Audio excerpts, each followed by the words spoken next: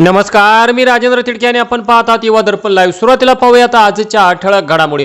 राज्यात मान्सूनचे दमदार पुनरागमन, 6 जिल्ह्यांना रेड अलर्ट तर मुंबईला ऑरेंज अलर्ट. पुढील 5 दिवस मुसळधार पावसाची शक्यता. मला एखादी ऑफर आली तर मी भविष्यात विचार करेन, अमोल कोल्हेंचे सूचक विधान. मुख्यमंत्र्यांनी इन्फ्रामॅन म्हणत केले कौतुक. आजपासून वारकऱ्यांच्या चरणसेवेला प्रारंभ, भक्ती विठोबाची सेवा आरोग्याची. मुख्यमंत्री सहाय्यता निधीचा उपक्रम. आणि एकनाथ शिंदेच ही खरी शिवसेना पुढे नेत आहेत. सचिन आयरांच्या पक्षप्रवेशावर रामदास आठवलेंची प्रतिक्रिया. आणि आता बातमीपत्र बीड जिल्ह्याचं आणि राज्यातील इतर घडामोडींचं सविस्तर. केज तालुक्यातील कोरडेवाडी येथील तरुण शेतकरी बाबू सुभाष यादव वय 36 वर्षे यांनी कर्जबाजारीपणाला कंटाळून आत्महत्या केल्याची घटना बुधवार दिनांक 1 जुलै रोजी सकाळी उघडकीस आली. मयत बाबू यादव हे लहानपणापासूनच गरिबीची चटके सहन करत घरात कर्ता पुरुष म्हणून कुटुंबाचा उदरनिर्वाह करत होते. मात्र गेली 2 वर्षांपासून त्यांचे चुलते हे गंभीर आजाराने त्रस्त असल्याने सतत ते आर्थिक विवंचनेत होते. कर्जबाजारीपणा झाल्याने आता आपले काय होणार या नैराश्यातून या तरुण शेतकऱ्याने स्वतःचे जीवन संपवले आहे. कुटुंबातील कर्ता पुरुष गेल्याने कुटुंबावर आता दुःखाचा डोंगर कोसळला असून कुटुंब उघड्यावर पडले आहे. त्यामुळे तालुक्यातील पुढाऱ्यांनी पुढे येऊन कुटुंबाला भावनिक आधारासोबतच आर्थिक मदत करून या दुःखातून सावरण्याची गरज आहे. या एका तरुण शेतकऱ्याने जीवन संपविल्याने परिसरात हळहळ व्यक्त केली जात आहे. त्यांच्या पश्चात आई, पत्नी व एक 4 महिन्याची मुलगी आहे. बीड शहर पोलिसांनी पुन्हा एकदा तत्परता दाखवत गुन्हा दाखल झाल्यानंतर 1 तासात आरोपीला अटक करून चोरीस गेलेली मोटारसायकल हस्तगत केली.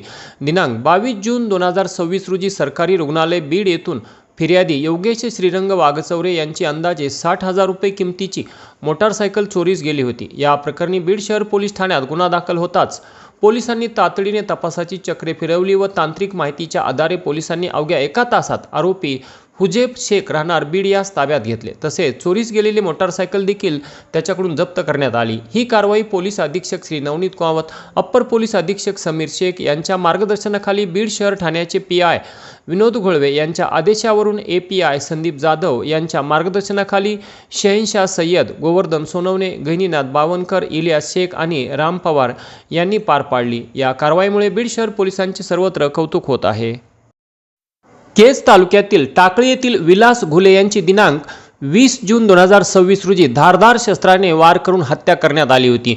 या घटनेनंतर संतापाची एकच लाट उसळली होती. तर या प्रकरणात पोलिसांकडून आतापर्यंत 10 आरोपींना अटक करण्यात आली आहे. दरम्यान या प्रकरणात बीडचे खासदार बजरंग सोनवणे यांचे सुपुत्र सौरभ सोनवणे यांचेही नाव जोडले जात असून पोलिसांनी त्यांची या प्रकरणी चौकशी केल्याचे समोर आले असले तरीही केवळ चौकशी न करता त्यांनाही आरोपी म्हणून अटक करण्यात यावी अशी मागणी घुले कुटुंबियांनी केली असून यासह इतर मागण्यांसाठी आज दिनांक 1 जुलै 2026 रोजी मयत विलास घुले यांची पत्नी, आई आणि भाऊ रमेश घुले यांनी गावातील पाण्याच्या टाकीवर चढून शोले स्टाईल आंदोलन केले. तसेच सोशल मीडियावर होत असलेली त्यांची बदनामी थांबवून संबंधितांवर कठोर कारवाई करण्यात यावी. या कथित बदनामीमुळे मानसिक त्रास होत असून अशा पोस्ट करणाऱ्यांविरुद्ध कठोर कायदेशीर कारवाई करावी अशी मागणी त्यांनी यावेळी प्रशासनाकडे केली. आंदोलनाची माहिती मिळताच टाकळी गावात ग्रामस्थांनी आंदोलनस्थळी मोठी गर्दी केली होती. तर केज पोलीस तसेच महसूल प्रशासनाचे वरिष्ठ अधिकारी घटनास्थळी दाखल झाले व लाऊडस्पीकरच्या माध्यमातून आंदोलकांशी संवाद साधत मार्ग काढण्याचा प्रयत्न केला. मात्र तरी देखील ठोस आश्वासन मिळेपर्यंत आंदोलन सुरूच ठेवण्याचा निर्धार घुले कुटुंबियांनी व्यक्त केला होता. परंतु शेवटी वरिष्ठ पोलीस अधिकाऱ्यांनी आंदोलनस्थळी दाखल होत कारवाईचे ठोस आश्वासन दिले. यामध्ये सोशल मीडियातून होणारी बदनामी थांबवण्याबरोबरच उर्वरित आरोपींच्या अटकेसाठी देखील कारवाई सुरू असल्याचे पोलिसांनी सांगितले. तर दिलेल्या आश्वासनाप्रमाणे कारवाई न झाल्यास यापुढेही आम्ही आंदोलन करणार असल्याचे बंधू रमेश घुले यांनी सांगितले. घुले म्हणजे पाण्या टाकीवर गावातील पाण्या टाकीवर चढून आंदोलन केलं आणि त्यांना आज विनंती केली प्रशासनाच्या वतीनं. मी वरिष्ठांनी जे मला इंस्ट्रक्शन दिलं त्याप्रमाणे मी इथं आलो. त्यांना विनंती केली, समजूत काढली आम्ही, त्यानंतर गावकऱ्यांनी समजूत काढली आणि त्यांनी जे निवेदन दिलेलं आहे त्याप्रमाणे ते निवेदन आहे ते वरिष्ठांकडे देऊन पुढील कारवाई म्हणजे होईल ती कारवाई करतो. वरिष्ठांच्या सूचनेप्रमाणे जे काही सोशल मीडियावर बदनामीचे जे मजकूर चालू आहेत त्यांच्यावर कारवाई करायची आहे. त्यानंतर तपास व्यवस्थित करणं आणि इतर मागण्या आहेत, मोक्का लावणं मागण्या आहेत, ते वरिष्ठांसोबत शेअर करून त्याप्रमाणे कारवाई करतो. वारंवार फुले कुटुंबावर पोलीस प्रशासनाला 4,00,000 यात्रेचे आरोप होते. जो काही तपास चालू आहे तो तपास डेली जे रमेश गुले आहे आणि त्यांच्यासोबतचे इतर जे त्यांचे हे आहेत त्यांना दररोज डेली तपास काय चालू आहे ते शेअर केलं जातं. काय आरोपींच्या अटकेची मागणी तपास चालू आहे त्यावर डिटेल तपास आणि ते त्यावर सुद्धा कारवाई होईल. भावाची निर्गुण हत्या केली आहे. हत्या करणारे हे जे गटामध्ये जो मुख्य मास्टर माइंड आहे त्याला तात्काळ अटक करावी.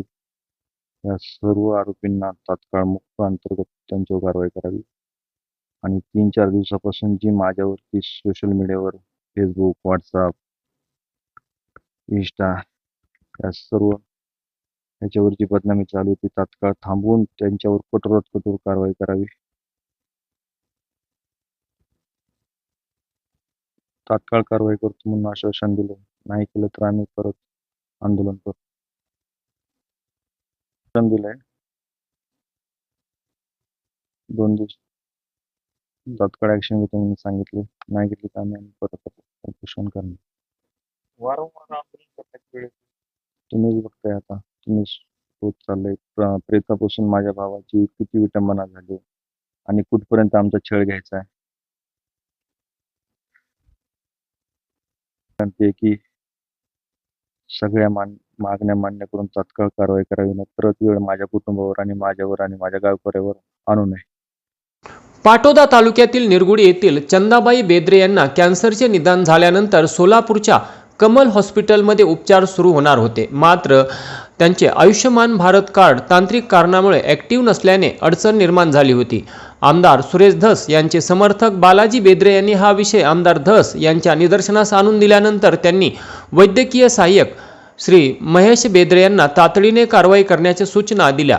महेश बेद्रे, स्वीय सहाय्यक सोमनाथ कोले यांनी तालुका आरोग्य अधिकारी डॉक्टर नरेश कासट, आयुष्यमान भारतचे तालुका समन्वयक शिवदास चव्हाण आणि जिल्हा समन्वयक डॉक्टर गायकवाड यांच्या समन्वयातून अवघ्या 2 ते 3 दिवसात तांत्रिक अडचण दूर केली. त्यानंतर चंदाबाई बेद्रे यांना कमल हॉस्पिटल सोलापूर येथे आयुष्यमान भारत योजनेअंतर्गत दाखल करण्यात आले असून त्यांचे केमोथेरपी व रेडिएशनचे उपचार आता मोफत होणार आहेत. याबद्दल त्यांचे चिरंजीव अमोल बेद्रे यांनी आमदार सुरेश धस आणि त्यांच्या संपूर्ण टीमचे आभार मानले. मी अमोल अनिल बेद्रे, राहणार निरगुडी. आयुष्यमान कार्डाचा थोडासा प्रॉब्लेम होता. आम्ही अण्णाला संपर्क साधला होता. त्यांनी महेश बेद्रेंनी अण्णाला कॉल केला. भैयांनी सांगितलं की आयुष्यमान कार्डाचा आमचा सॉल्व झाला आहे. धन्यवाद. युवा दर्पण लाईव्हसाठी महेश बेद्रे, पाटोदा. आणि याचबरोबर आजचं बातमीपत्र संपलं. उद्या पुन्हा भेटू काही नव्या आणि ताज्या घडामोडींसह. तोपर्यंत पाहत राहा युवा दर्पण लाईव्ह चॅनल. लाईक करा, सबस्क्राईब करा आणि व्हिडिओ आवडल्यास शेअर करा ही नम्र विनंती. तोपर्यंत नमस्कार.